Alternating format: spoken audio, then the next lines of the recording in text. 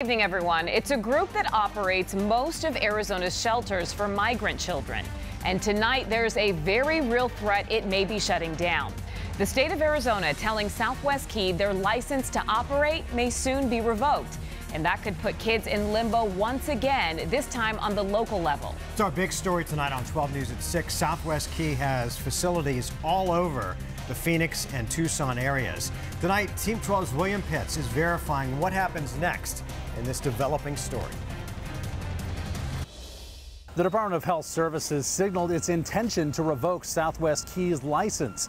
But what happens to the hundreds of migrant kids that are already in shelters like these all over the state? Southwest Key in serious trouble. The migrant shelter nonprofit that pulled in hundreds of millions of dollars in federal contracts failed to prove to the state of Arizona that they fingerprinted all of their employees.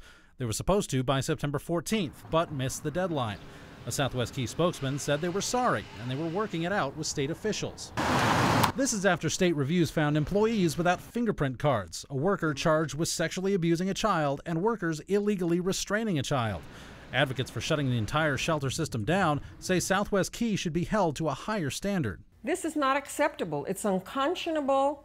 It's absolutely not acceptable for any child that they are holding to be in any kind of danger. And they point fingers at both Southwest Key and the state for not keeping a closer eye on Southwest Key. That should never have happened. If they had followed the law that says you have to be fingerprinted and you have to be vetted in order to be able to work there. So what happens to the kids? If Southwest Key did shut down in Arizona, we can verify those kids won't be released. They're still in federal custody and they'll have to be housed somewhere.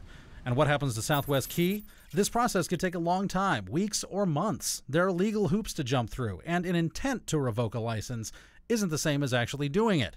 So is Southwest Key fixing the problems with fingerprint clearances? We asked a Southwest Key spokesman who sent us a statement about ensuring it never happens again, but never answered the question. William Pitts, 12 News.